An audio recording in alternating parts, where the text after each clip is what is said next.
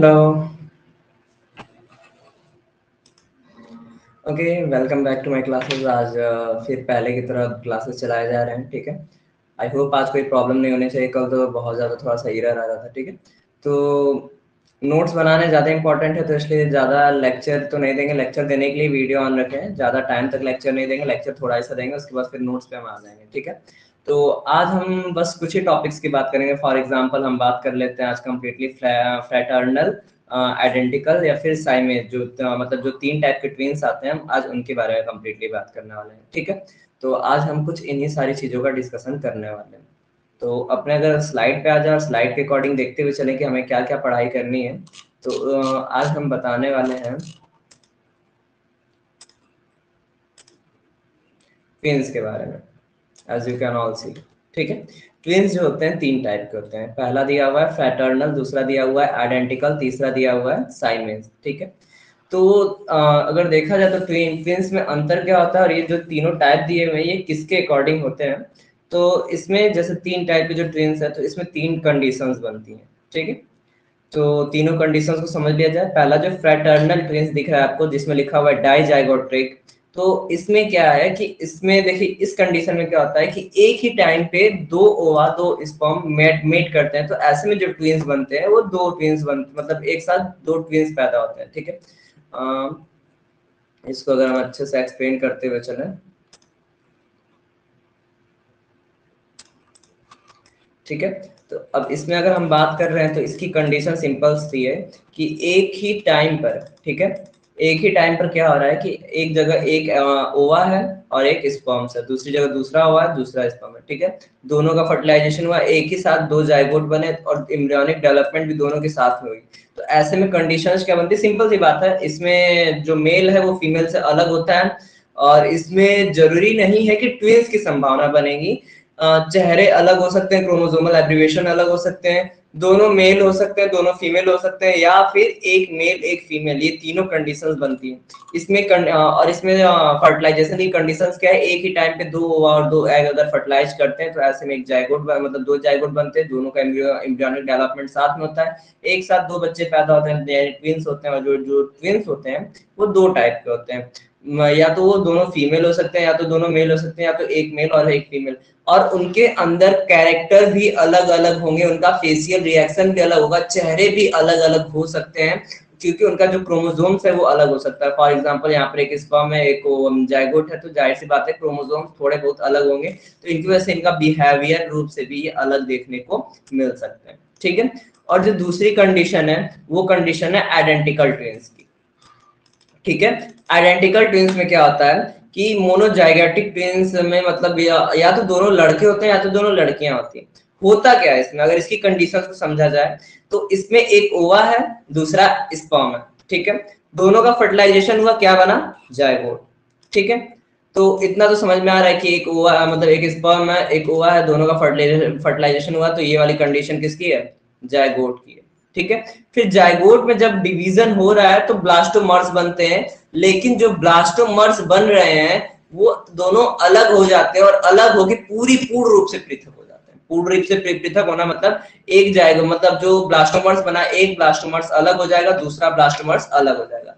ठीक है, जब दोनों ब्लास्टोमर्स अलग हो जाएंगे तो एक मतलब ऐसे में ट्विंस पैदा होते हैं। ठीक है, हम बता क्या रहे हैं, एक स्पर्म है एक ओवा है, दोनों का फर्टिलाइजेशन हुआ, दोनों का फर्टिलाइजेशन होने के बाद एक का क्या बना, जाइगोट बना। जाइगोट ब्लास्टोमर्स स्टेज में गया तो दो कोरक खंड बने, दो ब्लास्टोमर्स बने। ठीक है, और जब वो खंडित हुए, जब उनमें डिवीजन हुआ तो वो दोनों पूर्णतः डिवाइड हो गए। पूर्णतः डिवाइड मतलब पूरा मेल अलग पूरा फीमेल अलग, या फिर दोनों मेल है तो दोनों मेल अलग, सॉरी इसमें दोनों सेम रहेंगे। ठीक है, या तो दोनों लड़के रहेंगे या तो दोनों लड़कियां रहेंगी, और दोनों ब्लास्टोमर्स कंप्लीटली क्या होंगे, अलग हो जाएंगे। जब दोनों ब्लास्टोमर्स कंप्लीटली अलग हो जाएंगे तो ऐसे में जो कंडीशन होगी उसे कहा जाता है आइडेंटिकल ट्विंस, यानी मतलब इनको मोनोजाइगोटिक ट्विंस कहा जाता है, जो कि यहाँ पर देखने को मिल रहा है। ठीक है, उसके बाद तीसरा वाला क्या है, साइमेज मोनोजाइगोटिक ट्विंस। ठीक है, साइमेज सियामेज मोनोजाइगोटिक ट्विंस में क्या होता है कि इस कंडीशंस में जो मतलब कहते हैं युग्मज बनता है, जाइगोट बनता है, उसमें मतलब वो दोनों आपस में ज्वाइंट रहते हैं, इनको कॉन्जॉइंट भी बोला जाता है। कॉन्जॉइंट मतलब अगर देखा जाए इनका फिगर, तो पहला वाला जो है ये उसका पहला वाला जो है ये फ्रेटर्नल ट्विंस का। फ्रेटर्नल ट्विंस मतलब एक लड़का एक लड़की, दोनों की शक्ल लगभग मैच कर रही है, लेकिन इनके अंदर कैरेक्टर्स डिफरेंट हो सकते हैं, इनके अंदर जो बिहेवियर होता है वो डिफरेंट हो सकते हैं। दूसरा वाला जो है, दूसरे वाले में क्या है, समान या मतलब आइडेंटिकल ट्विंस। आइडेंटिकल ट्विंस मतलब ये हूबहू एक दूसरे से मिलते रहेंगे, क्योंकि एक ही जायगोट से दो ट्विंस पैदा हुए। और तीसरे वाले कंडीशन यानी कॉन्जुगेटेड ट्विंस जो होते हैं, कॉन्जॉइंट ट्विंस जो होते हैं, कॉन्जॉइंट ट्विंस में क्या होता है, वो उनके मतलब कोई पार्ट जुड़े हुए रहते हैं इंटरनली, ठीक है। फॉर एग्जांपल बहुत जगह देखते हैं कि उनके आधी बॉडी जुड़ी रहती है, उनके सर जुड़े रहते हैं। तो इसमें क्या होता है कि जो जायगोट होते हैं, जायगोट डिवाइड तो होते हैं दो पार्ट्स में, ठीक है। जायगोट दो पार्ट्स में डिवाइड तो होते हैं, लेकिन उनके कोई ना कोई मतलब कंप्लीट डिवाइड नहीं होते, वो दो बॉडी बनाते हैं, लेकिन आपस में एक तरह से अटैच रहते हैं। जब ऐसी स्थिति बनती है तो वो सियामीज की हो जाती है या फिर कॉन्जॉइंट की हो जाती है। तो तीन टाइप के डिवीजन होते हैं, ठीक है।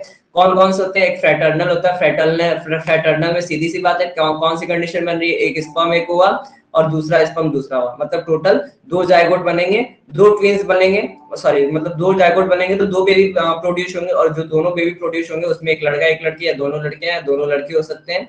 दोनों के कैरेक्टर भी अलग अलग हो सकते हैं, मोस्टली फेशियल एक्सप्रेशंस मैच कर सकते हैं, लेकिन उनके अंदर के जो कैरेक्टर्स होंगे, क्योंकि जो दो अलग स्पर्म्स एंड ओवा बने तो अलग होंगे, ठीक है। आइडेंटिकल ट्विंस में क्या होता है? आइडेंटिकल ट्विंस में एक ही जायगोट दो भागों में डिवाइड हो जाता है ब्लास्टोमर्स के फेज में, और दोनों एकदम कंप्लीटली अलग हो जाते हैं।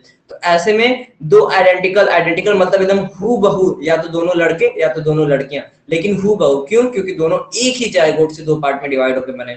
और तीसरी कंडीशन में जायगोट डिवाइड तो होता है पर कंप्लीटली अच्छे से डिवाइड नहीं हो पाता है। जैसे इसमें क्या है कि इसमें कंप्लीट जायगोट कंप्लीटली डिवाइड हो जा रहा है तो दो अलग अलग पैदा हो रहे हैं, बट इसमें कंप्लीटली डिवाइड नहीं हो पाता है, इसमें कॉन्जॉइंट रहता है, थोड़ा सा जॉइंट रहता है, जिसकी वजह से इनके कुछ ऑर्गन्स, इनके हाथ पैर या फिर इनके पूरा डाइजेस्टिव ट्रैक का एरिया या फिर इनका पूरे मतलब फेशियल का एरिया, ये सारे कुछ ना कुछ पॉइंट्स जो मतलब कुछ ना कुछ ऑर्गन्स ज्वाइंट रह सकते हैं। उसका एग्जांपल आपको ये फिगर हमने दिखाया, ठीक है।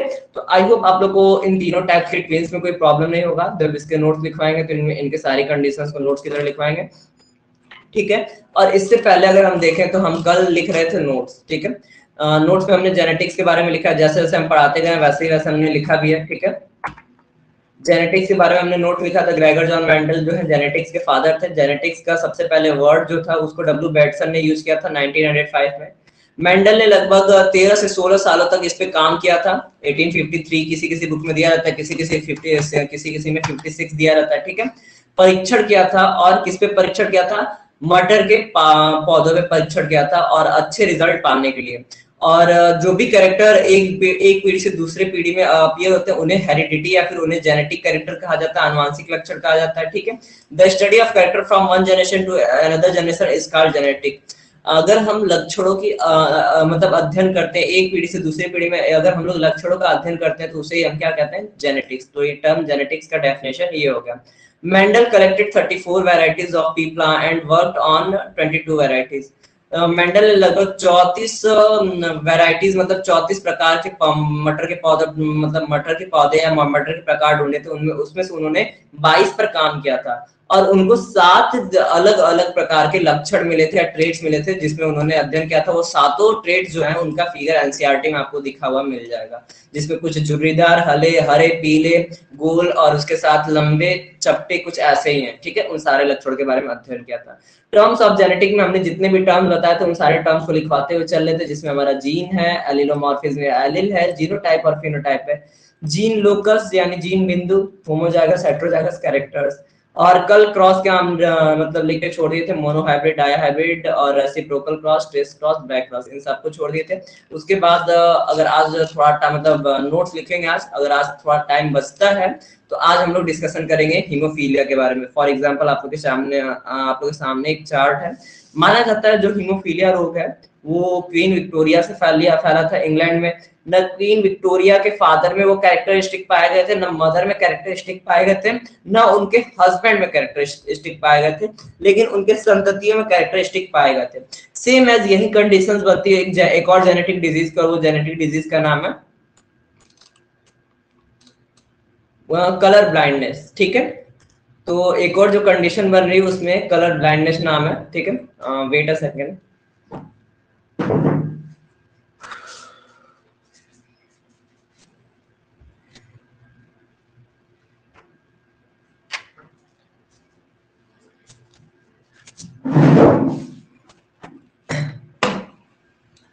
ओके, ठीक है।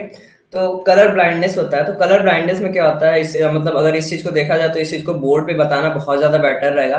हालांकि कोई दिक्कत नहीं है बोर्ड पे, बट ऐसे भी सही दिया है, लेकिन इसको खुद एक्सप्रेस नहीं कर रहे, इसमें सारा कुछ देखा जाए तो पहले से प्रिंटेड एक्सप्रेस है, इसको हम बोर्ड पे ही एक्सप्लेन कर देते हैं, ठीक है।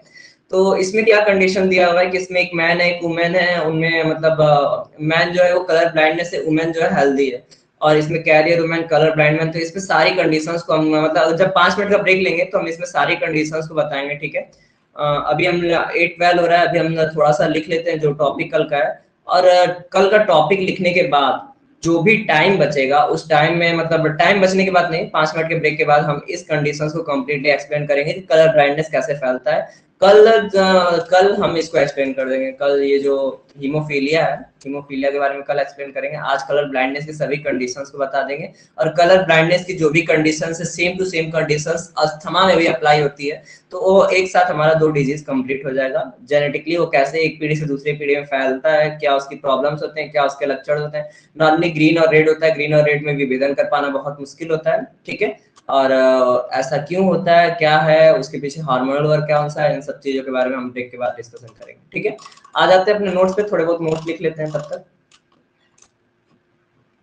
ये पांचों हमको लिखना था, monohybrid cross, dihybrid cross, ठीक है। तो मोनो हाइब्रिड क्रॉस में क्या मतलब, अगर इसमें ज्यादा कुछ ना लिखा जाए तो बस शॉर्टली इसके कैरेक्टरिस्टिक लिख देते हैं, ठीक है। कैरेक्टरिस्टिक्स में लिखा जाए तो इसमें मोनो हाइब्रिड क्रॉस में केवल एक ही कैरेक्टर को लेके क्रॉस कराया जाता है, one character are cross together, ठीक है। और अगर इसके बाद दूसरा देखा जाए तो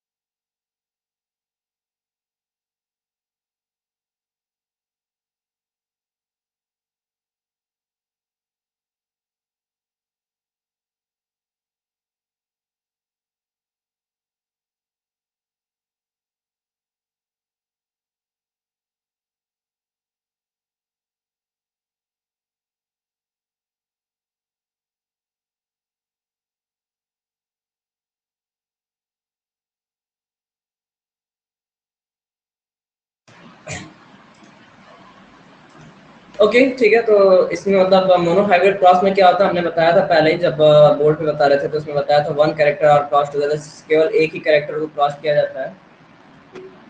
और डाई हाइब्रिड क्रॉस में हमने क्या बताया था कि a pair of character are cross together, a pair of character are cross together का मतलब क्या है कि लक्षणों के एक जोड़े को क्रॉस कराया जाता है। डाई हाइब्रिड क्रॉस करके चार्ट भी हमने बताया आप लोग को, मेंडल का थर्ड नियम, ठीक है, लॉ ऑफ इंडिपेंडेंट है शॉर्ट में, उसके बारे में कंप्लीटली बताया। टेस्ट क्रॉस की बात किया जाए तो टेस्ट क्रॉस में क्या होता है कि ये मतलब जो ये रेसिप्रोकल क्रॉस है, रेसिप्रोकल क्रॉस में क्या होता है, जो एक है वो मदर की तरफ पहले में एक्ट करता है और दूसरे में फादर की तरह मतलब एक्ट करता है। तो इस चीज को हमने बताया था, अगर इसको लिखना है तो लिख भी देते हैं थोड़ा सा। One act as mother in first cross and in another it act as father और मेल कह सकते हैं, ठीक है। तो आई होप अब आप लोग को इसी की मतलब ये चीज समझ में आई होगी। नेक्स्ट क्या है हमारा, नेक्स्ट हमारा टेस्ट क्रॉस। टेस्ट क्रॉस को परीक्षार्थी संकरण भी कहा जाता है, ठीक है।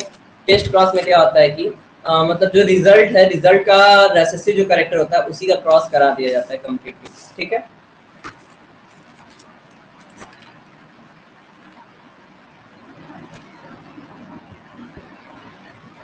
जो भी रिजल्ट आएगा टेस्ट क्रॉस में, result will be crossed with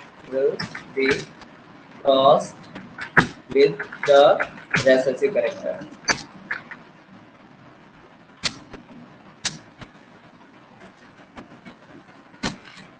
ठीक है। ये हो गया। उसके बाद बैक क्रॉस की बात करें तो बैक क्रॉस में क्या होता है कि मतलब जो रिजल्ट है उसको पेरेंट से क्रॉस कराया जाता है। ये नहीं देखा जाता है कि वो रेसेसिव है या डोमिनेंट, ठीक है। सेम चीज रहेगा, बस इसमें बस पेरेंट लिख देंगे, ना कि रेसेसिव कैरेक्टर का रिजल्ट बी क्रॉस्ड। इसका नोट सबसे ज्यादा इंपॉर्टेंट होता है क्योंकि लगभग हर एग्जाम में, और क्लास 10th 12th या फिर बीएससी हो गया, ग्रेजुएशन हो गया, फिर ग्रेजुएशन से एबो अगर हम एमएससी करते हैं तो उनमें भी ये सारे क्वेश्चंस पूछते हैं और मेंडल से रिलेटेड हर टर्मिनोलॉजी पूछता है। इसलिए मेंडल जो है वो बहुत इंपॉर्टेंट टॉपिक है फॉर द स्टडी, ठीक है। सेवेंथ क्रॉस था। क्रॉस में हमने 5 टाइप के क्रॉस पढ़े, ठीक है। अब यहाँ से हमारा 8 शुरू हो जाएगा, ठीक है।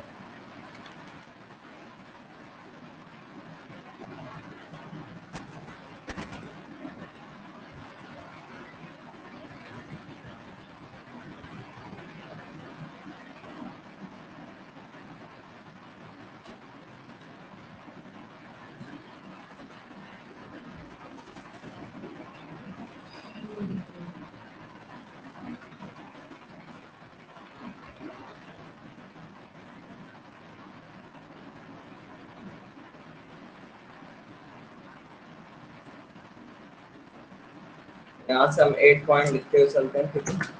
8 वाला रहेगा हमारा हाइब्रिड। हाइब्रिड की डेफिनेशन होती है the result of mixture of two characters. इनको कह सकते हैं, सारी डेफिनेशन कहीं दी हुई नहीं है, हम इसको अपने हिसाब से बनाए हैं, ठीक है। हाइब्रिड का मतलब क्या होता है, जो भी मतलब दो कैरेक्टर को अगर मिक्स करके जो उसका रिजल्ट होता है उसी को हाइब्रिड कहा जाता है। तो इसको नॉर्मली लिख सकते हैं द रिजल्ट ऑफ मिक्सचर,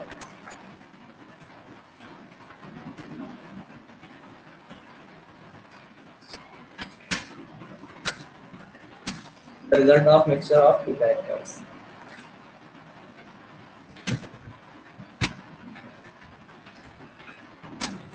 ठीक है। ये हो गया कंप्लीटली। इसके बाद जो हाइब्रिड होता है वो दो टाइप से होता है, मोनो हाइब्रिड, डाई हाइब्रिड। तो वो क्रॉस में आता है। हमें हाइब्रिड का मतलब क्या है, जो भी रिजल्ट मिला, फॉर एग्जांपल इसका एग्जांपल हमने दिया था गाय पे और कुत्तों पे, कि अगर कोई इंडियन डॉग है और कोई फॉरेनर डॉग है या फिर कोई विलायती है, कोई वर्जन है जर्मन शेफर्ड की कोई वर्जन है या फिर पिटबुल का कोई वर्जन है, तो उनका अगर नॉर्मली जो लोकल डॉग्स होते हैं उनसे क्रॉस कराया जाएगा तो उनका एक हाइब्रिड प्रोड्यूस होगा। ना वो कम्प्लीटली मेल से मिलेगा ना कम्प्लीटली फीमेल से मिलेगा, वो एक नया हाइब्रिड बन जाएगा। तो उसी को हाइब्रिड कहा जाता है। मोस्टली डॉग्स में और ह्यूमंस में भी ये चीज फॉलो होता है। अगर कोई ह्यूमन फॉरेनर है उसके साथ कोई मेल मतलब कोई फीमेल है, तो ऐसे में जो क्रॉस होता है वो कम्प्लीटली मतलब जो क्रॉस का रिजल्ट होता है, मतलब जैसे करें कोई विदेशी है कोई इंडियन के साथ मैरिज मतलब मैरिज हो रही है, तो जो रिजल्ट होगा, जो भी बेबी प्रोड्यूस होगा वो हाइब्रिड कहलाएगा। उसका आधे कैरेक्टर्स फॉरेनर से मैच करेंगे, आधे कैरेक्टर इंडियन से मैच करेंगे, ठीक है। तो ऐसी कंडीशन बनती है, ठीक है। उसके बाद 3 टॉपिक्स आते हैं जिनको हम लिखवाने का मतलब लिखवाने का इंपॉर्टेंस नहीं दे रहे हैं। क्यों? क्योंकि ये जो तीनों हैं ये एक स्टेज को बता रहे हैं। पहला पेरेंट होता है, पेरेंट के बाद F1 जनरेशन, F1 जनरेशन के बाद एक F2 जनरेशन, ठीक है। इनको हम उतना वैल्यू नहीं दे रहे हैं। क्यों? क्योंकि एक स्टेज है, एक अवस्था को दर्शाते हैं क्रोमोसोम्स के, तो इसलिए हम इनको कम्प्लीटली नहीं लिखवा रहे हैं, ठीक है। उसके बाद अगर बात करें 9th वाले पॉइंट की, तो 9th वाले में हम लोग को लिखना होगा गैमीट के बारे में। तो गैमीट को हम लोग चैप्टर नंबर 3 के अकॉर्डिंग भी लिखेंगे या फिर जैसे लिखें कह सकते हैं। ये एक निश्चित प्रकार की कोशिका रहती है,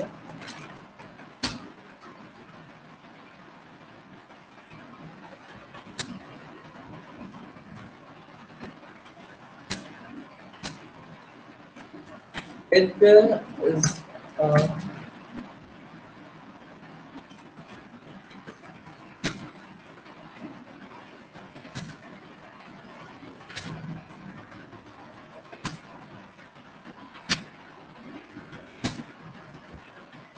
नर तथा मादा संकरण कराने के लिए एक निश्चित प्रकार की कोशिकाएं होती हैं। ठीक है, ये हो गया। अब इसके बाद डोमिनेंट ट्रेट आता है हमारा नेक्स्ट टॉपिक।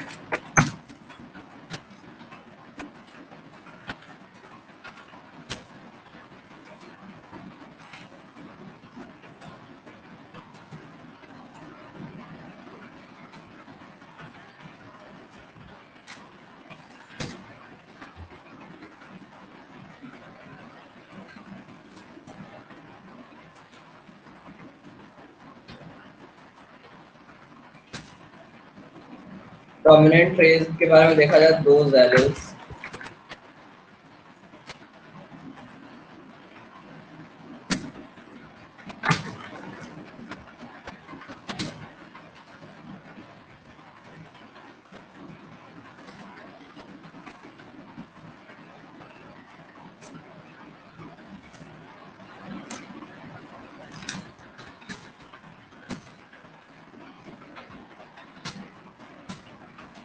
कहने का मतलब ये है कि जीन की किसी भी अवस्था में कोई एलील अपने कैरेक्टर को डोमिनेंट दिखाता है, फिर रिप्रेजेंट करता है, तो वो डोमिनेंट ट्रेट होता है। और इसके बाद एक आ जाता है हमारा, मतलब इसी का नेक्स्ट टॉपिक जो रहेगा वो हमारा रेसेसिव ट्रेट रहेगा। ठीक है,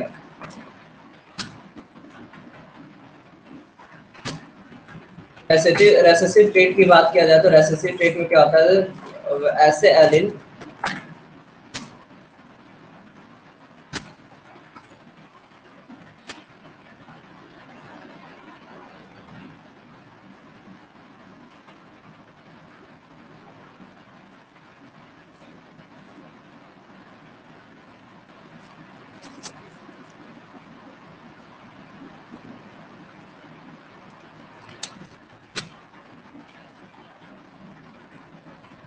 होमोजाइगस कंडीशन में अपने आप को रिप्रेजेंट करेंगे, but in heterozygous in any condition यहाँ से हट जाएगा।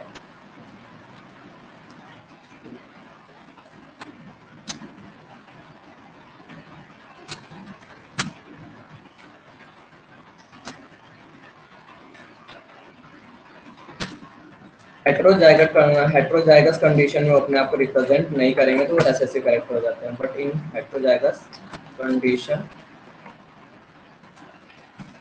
वे डज नॉट रिप्रेजेंट themselves। ठीक है, रेसेसिव ट्रेट का ये हो जाएगा, those allele which in homozygous represent themselves।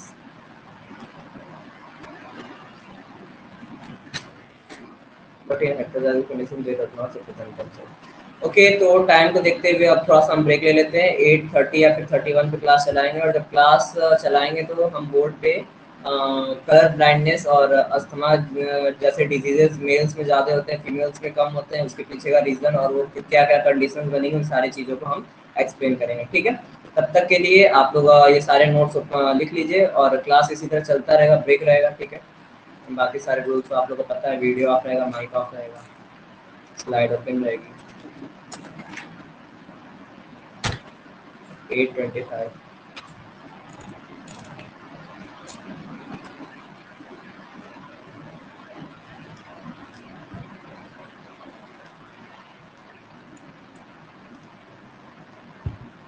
तो कुछ टाइम का ब्रेक चल रहा है, तब तक के लिए आप लोग लिखते रहिए।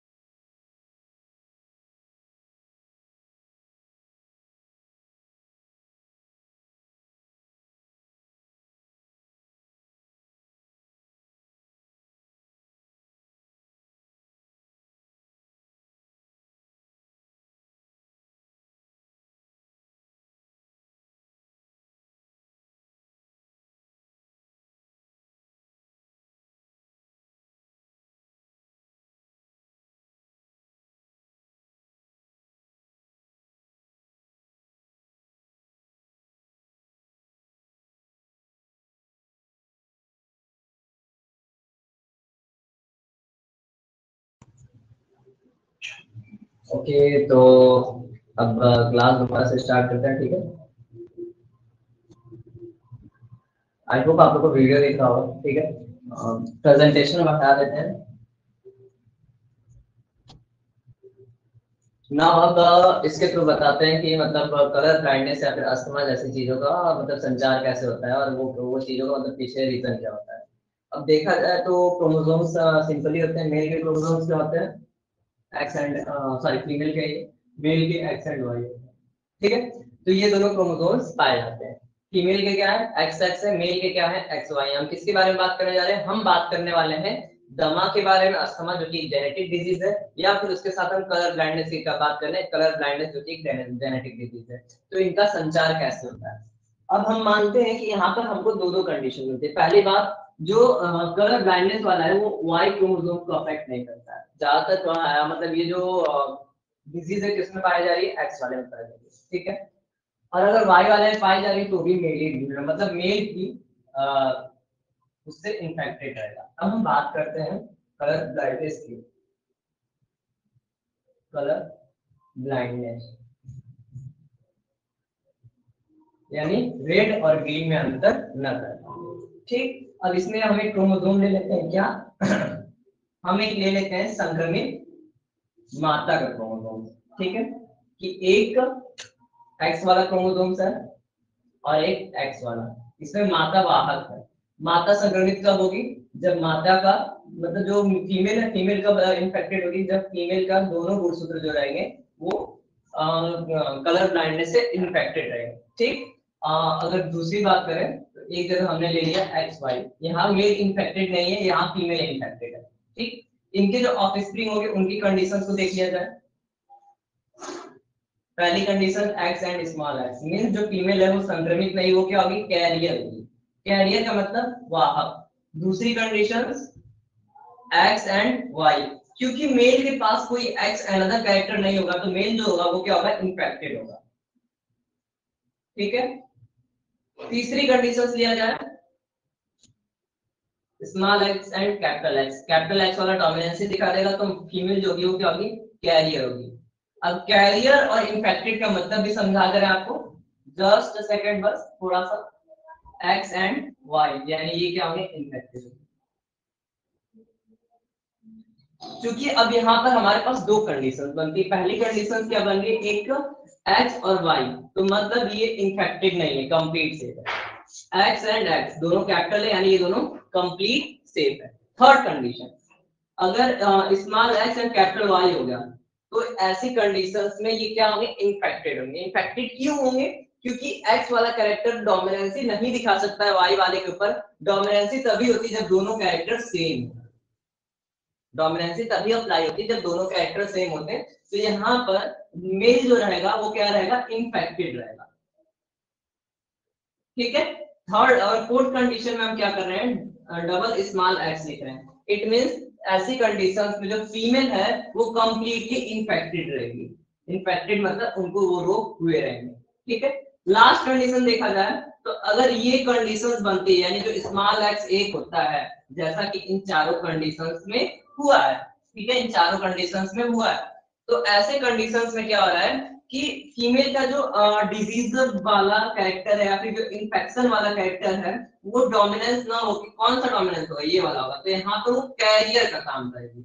अब कैरियर कैरेक्टर को समझते हैं कैसे होता है। कैरियर का मतलब ये है कि जैसे हम मान ले रहे हैं मेंडल के नियम के अनुसार दो कैरेक्टर हैं, दो कैरेक्टर का मतलब क्या है, एक मतलब अगर ऐसा हम चार्ट बनाते हैं, मेंडल का नियम हम पढ़ चुके हैं, ठीक है, मेंडल का नियम पढ़ चुके हैं, तो अगर ऐसा हम चार्ट बनाते हैं तो यहाँ पर एक कैपिटल टी है, ठीक है। कैपिटल टी मतलब ये टॉल है और एक स्मॉल टी मतलब ये ड्वार्फ है। तो अगर हम कैपिटल टी को ये मान ले कि कैपिटल टी जो है वो प्योर है और जो स्मॉल टी है वो इन्फेक्टेड है, तो क्या इन्फेक्टेड अपीयर होगा, जी नहीं, इन्फेक्टेड तो अपीयर होगा नहीं। मेंडल के अनुसार कौन सा अपीयर होगा, टॉल अपीयर होगा, ड्वार्फ वाला अपीयर नहीं होगा। ड्वार्फ वाला लेकिन अपने अस्तित्व को खोएगा नहीं, ये भी हमने पढ़ा, मेंडल के नियम में हमने यही पढ़ा है, एक प्योर टॉल है एक प्योर ड्वार्फ है, दोनों क्रॉस कराए तो मिला हमें capital T small T, capital T small T, capital T small T and capital T small T. It means ये सारे कैसे दिखेंगे, हमको लंबे दिखेंगे। लेकिन इनके अंदर से बॉर्न वाला जो कैरेक्टर है खत्म नहीं होगा। ये क्या है, ये सारे के सारे बॉर्न कैरेक्टर के कैरियर कहलाते हैं। कैरियर मतलब ये अगली पीढ़ी में लेके जाएंगे, अपने में उसको रिप्रेजेंट नहीं करेंगे। नाउ इन नेक्स्ट कंडीशन हम क्या करते हैं, नेक्स्ट कंडीशन में हम इनका सेल्फ क्रॉस करा देते हैं। ठीक है, जब हम इनका सेल्फ क्रॉस कराते हैं तो क्या होता है, सिंपल सी बात है, मेंडल के रूल के अकॉर्डिंग हम बता रहे हैं, जब इनका सेल्फ क्रॉस कराता है तो यहाँ पर capital T small T capital T small T, same वही रूल यहाँ अप्लाई होगा। कैसे, एक प्योर टॉल हुआ, hybrid tall, hybrid tall, pure dwarf हुआ ये चीज। तो हमें प्योर ड्वार्फ मिल रहा है, तो मतलब प्योर ड्वार्फ जो था वो कंप्लीटली खत्म नहीं हुआ था, वो कैरियर के रूप में इसमें था, इसमें इन्वॉल्व था। जैसा कि हम बता रहे हैं, यहाँ पर एक टॉल है एक ड्वार्फ है, तो यहाँ पर जो टॉल वाला है वो रिप्रेजेंट करेगा खुद को, ठीक है, डोमिनेंट है तो रिप्रेजेंट करेगा खुद को, और ड्वार्फ वाला जो है वो अंदर रहेगा, खुद को रिप्रेजेंट नहीं करेगा, बट इन नेक्स्ट जनरेशन वो खुद को रिप्रेजेंट कर सकता है। तो मेंडल का ये नियम बताने का वैल्यू यहाँ पर क्या है वो हम बताएं अगर,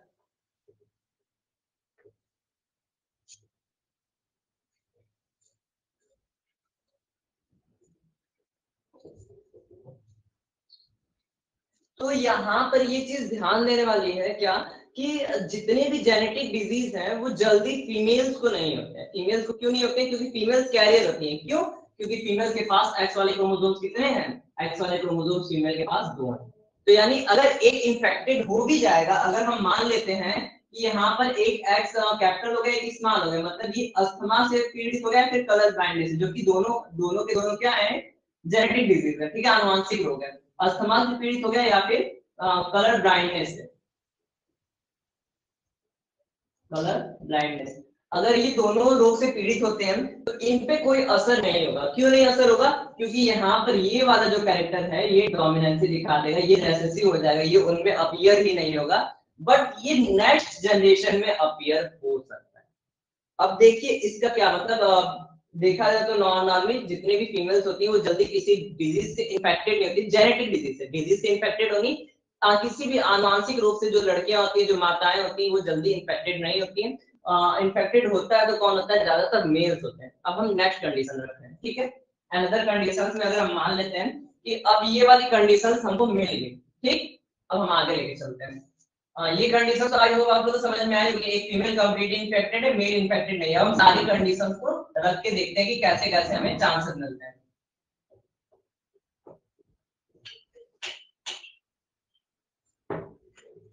फीमेल क्या थी, मतलब पहली वाली कंडीशन में हमने फीमेल को इन्फेक्टेड दिखाया था, उसका जो रिजल्ट मिला था उसमें कोई भी फीमेल इन्फेक्टेड नहीं थी, बल्कि कैरियर का काम कर रही थी, मेल दोनों इन्फेक्टेड थे। 4 चांसेस हमने दिखाए थे, जिसमें जो दोनों फीमेल थी इन्फेक्टेड नहीं थी, कैरियर थी, और जो दोनों मेल थे दोनों मेल इन्फेक्टेड थे। तो ठीक है, अब हम कंडीशंस रख रहे हैं, एक जगह फीमेल है, ठीक है, ये फीमेल है, सॉरी यहाँ पर मेल रहेगा, ये मेल है, तो जो फीमेल है वो क्या है, हम मान ले रहे हैं कैरियर है, और मेल जो क्या है वो हेल्दी है। फीमेल कैरियर का काम कर रही है, अर्थात फीमेल को अस्थमा तो है, अस्थमा उसकी जी में पाया जा रहा है, पर उसको हुआ नहीं, तो मतलब क्या है कि उसको पता नहीं कि उसको अस्थमा है और उसके आने वाली जनरेशन में अपीयर हो सकता है। अब देखते हैं कैसे क्या होता है, ठीक है। अब अगर इसको क्रॉस कराते हैं तो यहाँ पर हम इसको अच्छे से लिख के क्रॉस करा दें, capital X small X capital X capital Y, ठीक है। अब इनका क्रॉस कराया जाए तो क्या बनेगा, कैपिटल एक्स, ये क्या है, फीमेल, एकदम सेफ, कोई भी इंफेक्शन नहीं होगा, कोई भी डिजीज नहीं होगा, कोई भी कैरियर नहीं होगी। Second condition, X and Y, यानी जो मेल होगा वो भी क्या होगा, सेफ, कोई भी डिजीज नहीं होगा। थर्ड कंडीशन, जो फीमेल होगी वो क्या होगी, कैरियर होगी, लेकिन इन्फेक्टेड नहीं होगी, अर्थात उसके अंदर ये डिजीज नहीं देखेगा। फोर्थ कंडीशन, जो मेल होगा वो क्या होगा, इन्फेक्टेड, यानी अगर हर कंडीशंस में देखा जाए तो हर कंडीशंस में एक ऐसी कंडीशंस बनेगी कि मेल इन्फेक्टेड होगा, बट फीमेल कभी भी इन्फेक्टेड नहीं होगी। फीमेल तभी इन्फेक्टेड होगी जब मेल इन्फेक्टेड होगा। फीमेल मतलब मदर और फादर जब दोनों इन्फेक्टेड होंगे तभी फीमेल इन्फेक्टेड हो सकती है, वरना फीमेल इन्फेक्टेड नहीं होगी। फीमेल क्या करेगी, कैरियर का काम करेगी। लेकिन मेल लगभग हर कंडीशन में एक चांस तो जरूर ऐसा होगा जहां वो इन्फेक्टेड होगा। ठीक है, मतलब हमने कौन सी कंडीशन रखी थी, एक बार हमने कंडीशंस को हम लोग एक तरफ लिखते हुए चलते हैं ताकि बाद में कंफ्यूजन ना हो। आई होप ये सारा समझ में आया होगा। पहली वाली कंडीशंस में हमने क्या रखा था, पहली वाली कंडीशंस में क्या था, दोनों इन्फेक्टेड थे।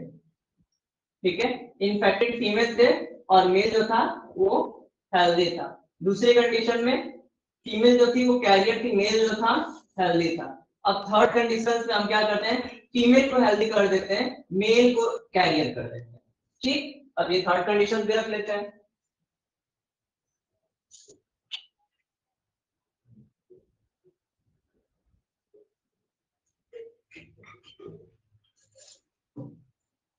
अब हमें क्या करना है, फीमेल को सेव कर देना है। फीमेल यहाँ पर क्या हो गई, सेव हो गई। मेल जो हो गया वो क्या हो गया, कैरियर हो गया। कैरियर नहीं, इन्फेक्टेड हो गया, कैरियर नहीं कहेंगे क्योंकि मेल में एक्सी मतलब एक ही एक्स गुणसूत्र है, तो मेल हमेशा इन्फेक्टेड होंगे, मेल कभी कैरियर हो ही नहीं सकता। ठीक है, अब हम क्या करते हैं, इनका क्रॉस करा देते हैं। पहली condition, female carrier is not infected. दूसरी condition, female carrier not infected. Third condition, male safe. Fourth condition, male safe. ठीक है, फीमेल क्या है, अभी भी कैरियर, और इस कैरियर का किसी से भी क्रॉस करा देंगे तो ऐसे हमें रिजल्ट क्या दिखेगा, हमें ऐसे में रिजल्ट यही दिखेगा कि मेल जो रहेगा वो इन्फेक्टेड रहेगा लेकिन फीमेल कैरियर ही। ठीक है, अब हमने इसका क्रॉस कराया, इसका क्रॉस कराया, इसका क्रॉस कराया, अब इसमें ऐसी कंडीशन भी बनती है, उनका क्रॉस करा के चलते हैं। ठीक है,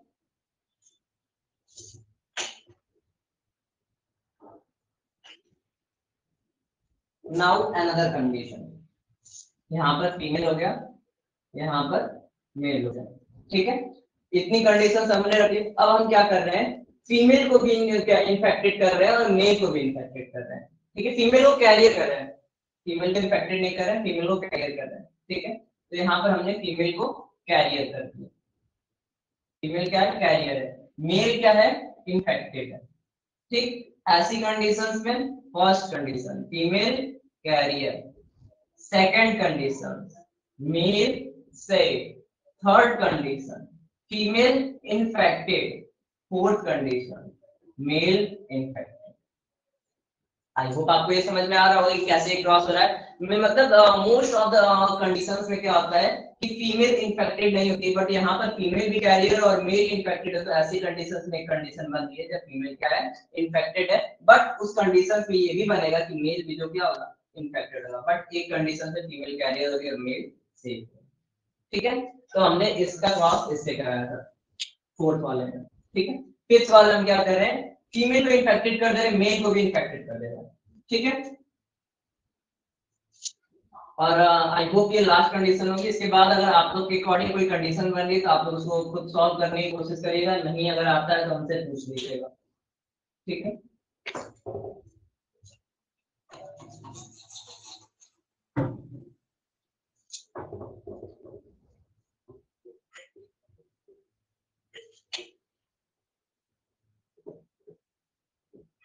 नाउ लास्ट कंडीशन ले रहे हैं हम, फीमेल क्या कंप्लीटली इन्फेक्टेड है, मेल क्या है, मेल भी इन्फेक्टेड है। ठीक, इनके ऑफस्प्रिंग होंगे तो क्या होगा, ऐसे कंडीशन में लगभग सभी इन्फेक्टेड जाएंगे। ठीक है, मेल और फीमेल दोनों, जब मेल और फीमेल दोनों इन्फेक्टेड है तो उनके आने वाली संतति में female infected, male infected, female infected and male infected.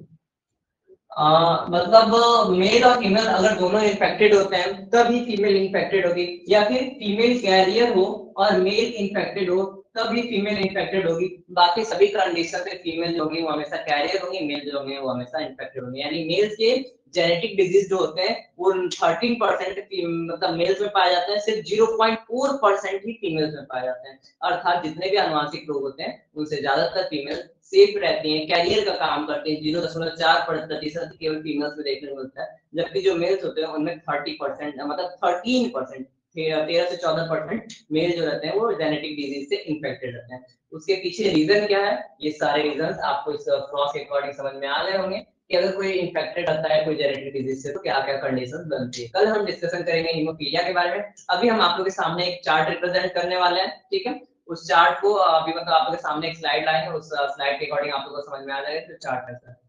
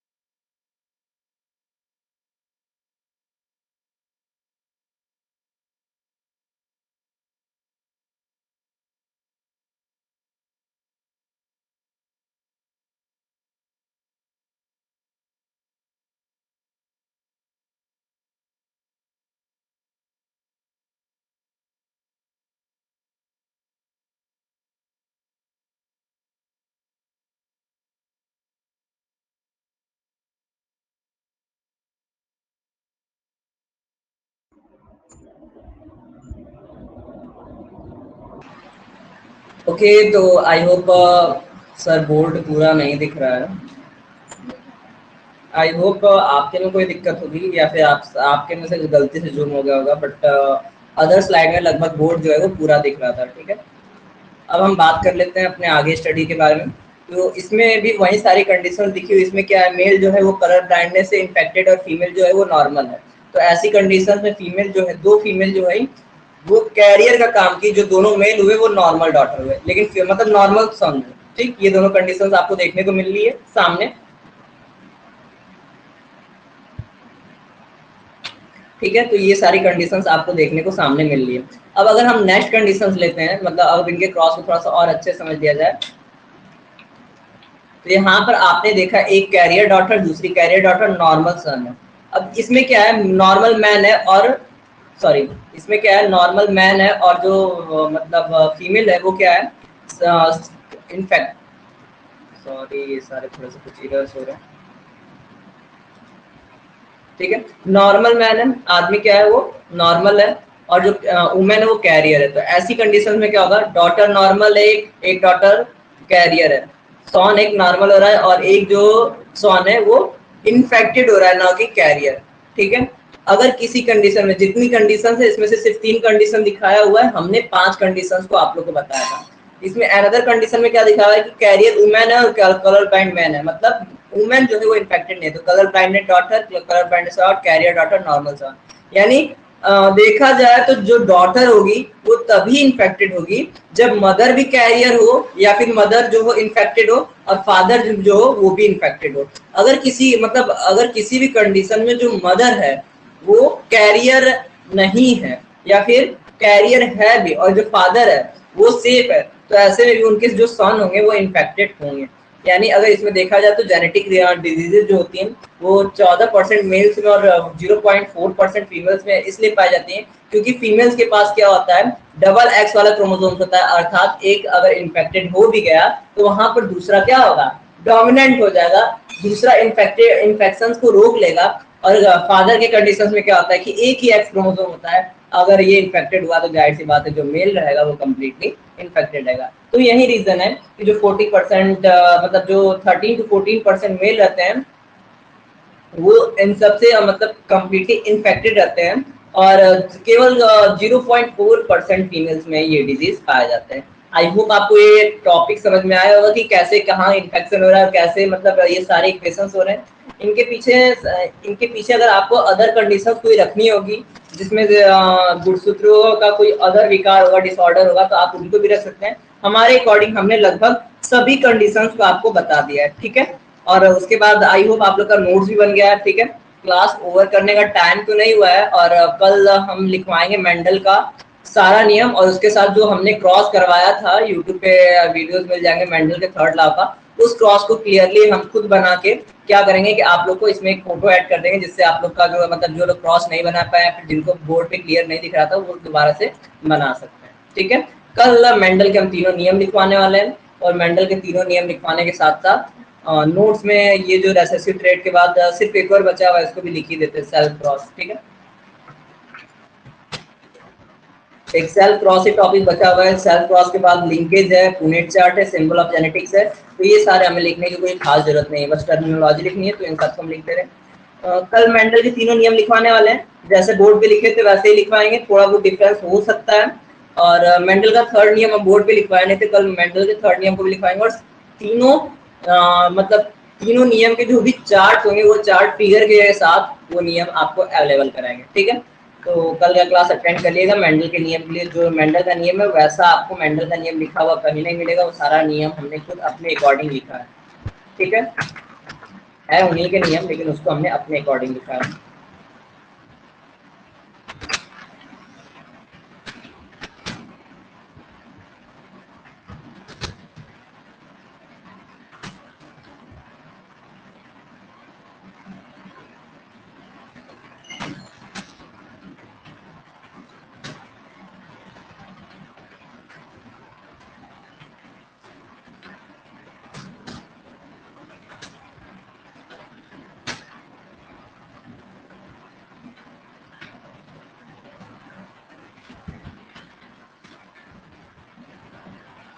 तो जो लोग नोट्स नहीं लिखे वो लोग नोट्स लिख सकते हैं। हम आज की क्लास थोड़ा सा पहले ही ओवर करेंगे, इससे ज़्यादा हम क्लास को लंबा नहीं खींचेंगे। ठीक है, बस क्लास यहीं पर हम ओवर करने वाले हैं। बाकी कल मेंडल के तीनों नियम को इस पे लिखवाया जाएगा, विद फिगर आपको बताया जाएगा।